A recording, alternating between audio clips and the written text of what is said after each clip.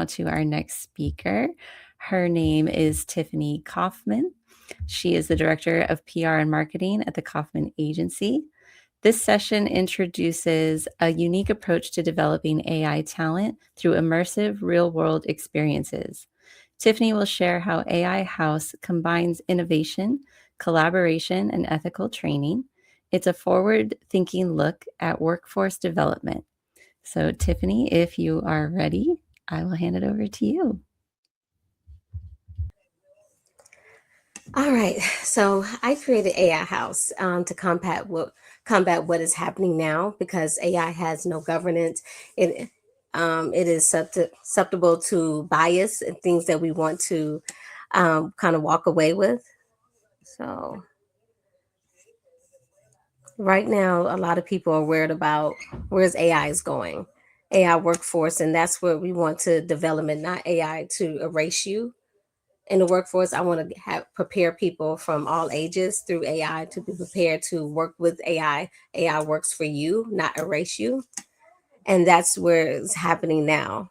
So a lot of people are worried about losing their jobs. They see food deliveries, things of that nature is happening without a human connection. All right, so right now, on the scale AI by 2025 displacement it's 85 million. Those numbers seem very large, but it's moving. A lot of people, if you've seen, the last couple of years have been laid off since the launch. But the thing is, we have a talent shortage for 3.5 million, and that's where we come into play. The largest talent gap in history is to supply side solution that does not exist at scale. And that's why we have to move fast to keep up with what we just put out in the universe. We just launched it and everybody uses Chat GPT for everything. But only 40% of companies that have a governance in place. So that's 60% that is running rampant. You don't know if everything's fully true. There's ghost information that goes out. The deployment is on pretty much at 62% without audit. And those projects have bias. The risks of not being evaluated, where there's no one really to evaluate unless you have something in place to check what's going out. But the thing is, the governance gap is not, it's not a future problem. It's a today's crisis that's happening. Every day we wake up, there's something new that's being launched because AI has been around for a long time, and you'll see the name evolve over time as years go by. So moving into the next slide. So the EU was one of the first that put in an act in 2024 to govern for the practitioners to have some type of client compliance requirement. It's not a competitive differentiator, but it's in the EU. They're saying, hey, we're going to take responsibility. What is happening? What is rolling out? We don't have that act. We need it. 60%, as I was saying, those projects go out. We're using it daily, and sometimes people are halfway reading it. We don't know what if everything is fully true. But going into right now, going into 4.4 trillion is projected for AI on an economic base going into 2030. The workforce is needed to manage the infrastructure. It doesn't exist. So that's why we want to prepare people now. It's kind of like what we did with coding. We had people do coding. They changed their lives. A dishwasher, he learned how to code. We had a program of people that had no tech experience and was able to change careers and move in different directions, and want to do that with AI because AI works for anyone at all ages. And we want to be able to roll that out so the current generation is not erased and the next generations are coming up that AI is second nature, but we're in control of what they see and what they do, and it's a part of their daily lives and still keeping those cognitive skills going. So right now, 3.5 million unfilled roles, the largest gap in tech history. And in the US, we're behind in tech. And we don't control that area. And that's something that we want to grow and build that pipeline. That's why AI House is important, because we keep rotating out and bringing AI to everyone and not filter who receives that AI education. So right now, post-GBT, the enterprise is deploying. We already talked about that. None have internal capacity to audit or document decisions. Higher education is 3.5 years behind in industry governance for its curriculum. The gap is widening as we speak, and it's not closing. The first mover advantage is ethics. Integrated AI education is real. And as fast as incumbents catch up, AI House is designed to the exact infection of structure, scalable, deployable in 90 days with no infrastructure overhaul. And we're able to partner with any other major company. So everyone walks away working on real projects, real things with real companies and working with real people. So why current AI training models fall short? A lot of times it's a money grab for a lot of universities. Some of them have quick certificates, but they don't have the full situation of real life that's happening. So the corporate learning, the government upskilling program is a dominant model for AI training. The same critical design flaw. It treats ethics as a elective layer rather than a structural foundation. And the ethics has to be the foundation because it's easier to build the ethics in. It's hard to come back and try to undo something that's already embedded. The results of practitioners who can build AI systems but cannot govern them. The gap is a knowledge gap, and it's not a knowledge gap; it's a design gap. And the technical curricula, the ethics is it's like an elective supplement, a lecture at the end of the model, but it's not a thread running through every exercise. The technical componency is developed in the isolation for governance framework needed to deploy responsibly. Students graduate knowing how to build models, not how to audit them. So we want to go back to being a creator, and we're right now in a creator era. So fragmented career pathways. There is no unfiltered framework or AI technical skills to governance literacy in the job market. Practitioners are left to self-assemble credentials across disconnected programs, certification, job requirements. Employers have no common standard to even evaluate how competent someone is.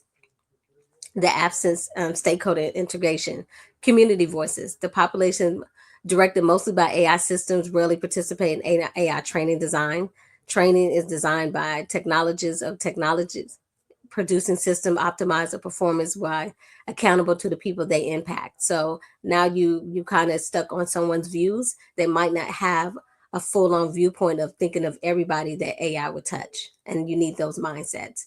So going back to those checkpoints, the academic, the corporate setting, moving to the ideation of deployment without structure bias, audits, classification, or governance reviews. There's no institutional mechanism to catch, correct a problem when the system goes live and humans, harm is accrues.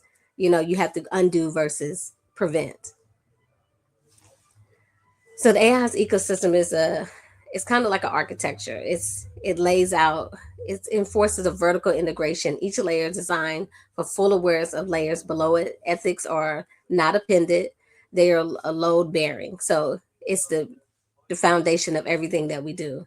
The architecture coherence is defining innovation of an AI house model, and the reason it produces governments capable of practitioners rather than simply inform someone telling you. So when you see the actors impact, the bias checks, the core training, the foundation tools, the models, the project incubation, the cohort prototypes.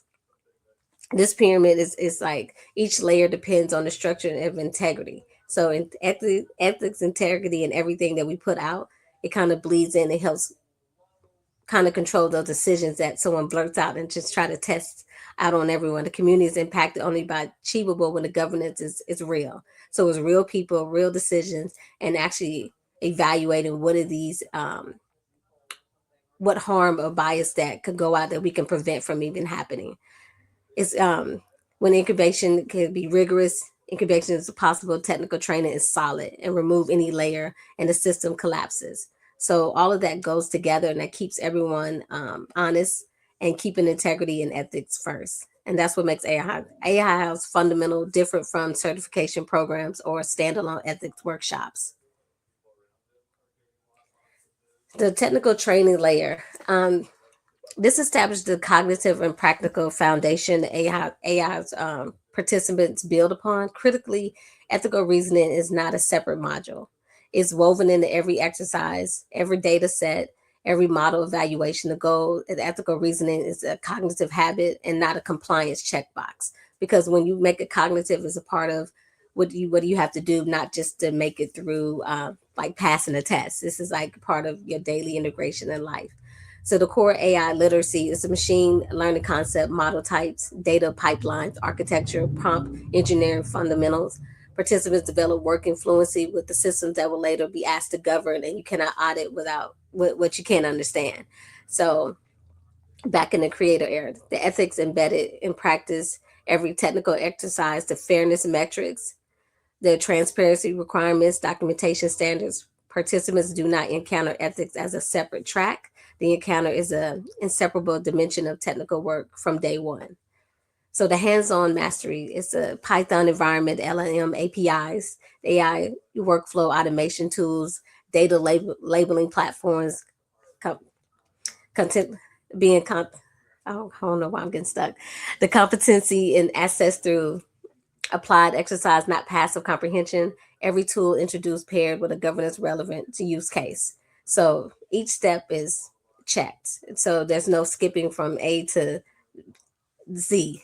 The competency benchmarking, pre and post assessment, map learner growth across technical domains, governance literacy, dimensions, data and benchmarking fees, programs, research, outputs, and enables tracking for cohorts developed over time. So therefore, it's constant checking and checking behind each other. So the project incubation layer, what a lot of people are interested in, is the technical skills made with real world complexities. So we keeping up with what's happening now. The teams composed across disciplines, research, unambiguous AI built by teams that exhibit high rates of bias, AI houses, and collaborations from day one. So like if we could break down the structure, 4 to 6 um, participants per team, the technical builders paired with policies, analysts, educators, and community representatives.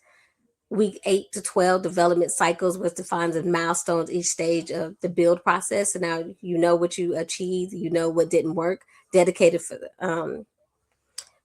facilities and industry mentors providing domain expertise and real world deployment experiences. So real things that are being launched, our students are able to work on them and work with companies and be a part of those projects and moving everyone in the right direction. Weekly milestone reviews and documentation requires ensuring governance artifacts accumulate throughout development, not just at the end, but cross team peer review sessions, promoting shared learning and surfacing blind spots early in the development cycle. So the prototype requirement, every project that exists in convention layer must meet a defined set of governance quality standards before advancing to the oversight layer. And that's optional. I mean, that's not optional. So therefore the criteria success is the sprint completion. That's where everything, nothing is skipped. The clear problem statement and stakeholder map, which is effective how document before development begins, the working AI prototype and proof of concept, which is very important, development of functional application of technical training, the bias evaluation document structure analysis for data, model outputs, and edge cases, and the community impact. Because when we don't do the bias, those that are always affected by everything that's rolled out, we want to stop that. So therefore, everyone can use AI without being at risk. A structured evaluation how prototypes affect real communities beyond development. A complete governance of logging capture. Every significant design is a rational and throughout the sprint cycle. Embedded governance layers. We covered this, the risk classification review. So at every step, um, refinement cycle, the government scoring framework, so we can actually scale to see, okay, it's working, but what percentage is it working? The bias protocol, so those from each step would examine the demographic party, equal opportunity, the impact across subgroups, and finding documents that standardized format for report. I am going crazy. I think to before you move forward. So 1 through 4 is with every project, and we turn those principles into processes, and that's just the standard of producing the governance ledger that travels every project through its life cycle. So the governance checkpoint workflow, as I mentioned, the prototype, submission, bias test, review risk, governance score, and refine and resubmit. So the 90-day implementation blueprint, AI House is designed to deployment, institutional context, no infrastructure overhaul, no multi-year planning cycle. It's a 90-day blueprint that launches a sequence that takes partner institutions from zero to complete a prototype with a full governance documentation. Completed prototypes, those archives, and also measurable competency growth data for publication. So you have phase one, days 1 through 21, the cohorts. They recruit 15 to 25 interpersonal disability participants across technical and non-technical backgrounds, and you can see, how quickly they adapt, identify on board faculty, industry mentors, and that's where we start building our partnerships, conduct baseline competency assessments to establish growth and benchmarks, and finalize the team composition and assign cohort leads. And then we go into phase two, the curriculum integration, and that's what it's very structured. The training modules across AI literacy, tool mastery, ethics embedded, practice integrate, and pretty much we just see kind of where you are with ethics, integrate the ethics exercise and technical sessions, launch first sprint cycle, problems, statements, and stakeholder mapping, and that begins the documentation cadence. And then we go into phase three, 46 through 70 days, 46 through 70, the governance setup. They implement the bias protocols, risk clarifications, the train internal governance reviewers on scoring rubrics, establish the government ledger infrastructure, and then conduct mid-sprint reviews, first governance checkpoints practice run. And then we go into phase four, 71 through 90 days, the incubation launch. At active full prototype development sprints conducts the first formal governance checkpoint using the complete window, publish community impact assessments, and compile competency growth data and produce government's documentation for the institutional review of the publication.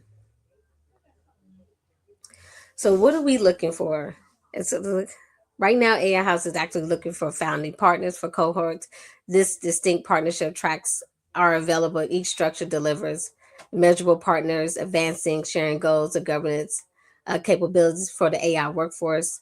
No participation is required for a ground up institutional infrastructure investment. AI just wants to integrate the design of what we have, the pilot institution, the industry partners, and then investors if we take it full on live. So feel free to reach out, ask me any questions of how the AI house will work now, and and the vision for the cohort in the room. So it's 15, as I mentioned earlier, 15 to 25. Not just engineers, policy analysts, educators, community representatives seated at the same table. So those that have an interest to learn and be a part of what is happening, unfolding, the future of AI, technical builders, dedicated faculty, 4 to 6 people team, structural accountability, and collaborative to depth, and external government reviews. So we're constantly having other people review what we think we're rolling out, what we think is working, and integrated throughout real time. So evaluation. So like LAPU, we have Nectar. This kind of partner with different platforms to see how that will work in real world. And why they produce working AI prototypes with full government documentation, government ledger, community impact reports, competency growth data, and research foundation. By day 90, we don't just have a program, we have proof, and we have proof what actually scales. So, so A House is pilot ready, built to scale the higher education, the industry and corporate, which is very important because corporations control what they're rolling out and what we see next in the cross sector scaling, the partner models that distribute the architecture across the institutional context for the government standard. So that it's not just a concept, it's waiting for resources. It's a deployment of architecture waiting for partners. So those that fit in those sectors of higher education, industry or corporate or cross sector scaling, we want to hear from you. And this goal is not just to train AI users, it's to develop AI leaders who understand that every model that builds, it just carries ethical weight and community consequence. So we want to kind of be on the right side of history.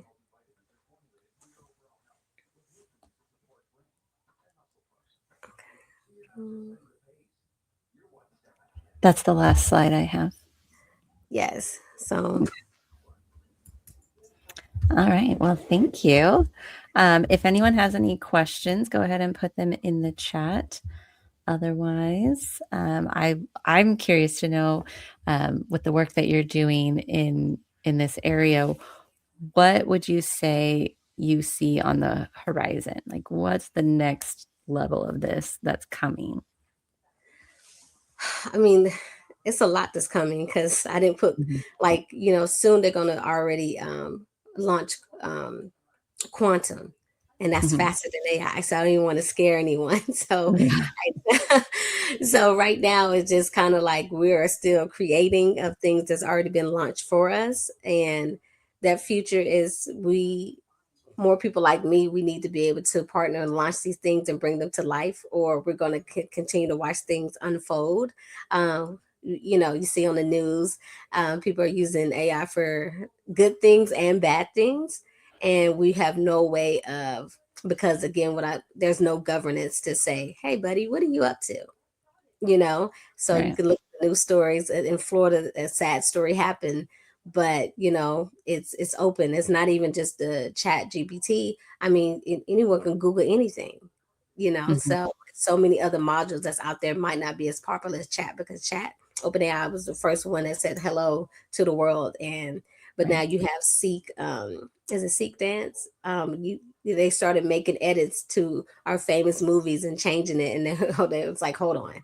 So Mhm. it's like a free for all, and then you just see how people react and who's going to push back. So I think if we start building that response accountability, I think that's what it is. We start building that accountability. I think that we will have more control, because right now it's an open field. Yeah, that's a great point. I mean, just a couple of months ago, we had that tool Einstein come out of nowhere and it disappeared almost as quickly as it appeared, but they literally marketed it as you don't want to go to class, let Einstein go to class for you.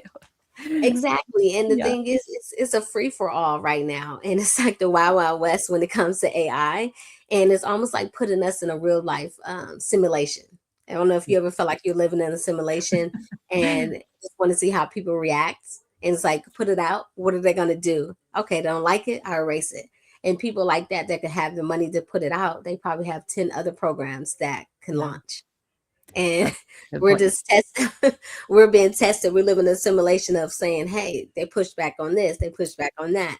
And we're in a scientific project versus actually, looking at someone, say someone is 60 years old at her job. She doesn't want a timeout. And now that she has AI, she can actually use that to assist her to keep up with newer coworkers, younger coworkers, and keep her workload, because she still enjoys working. She wants to work.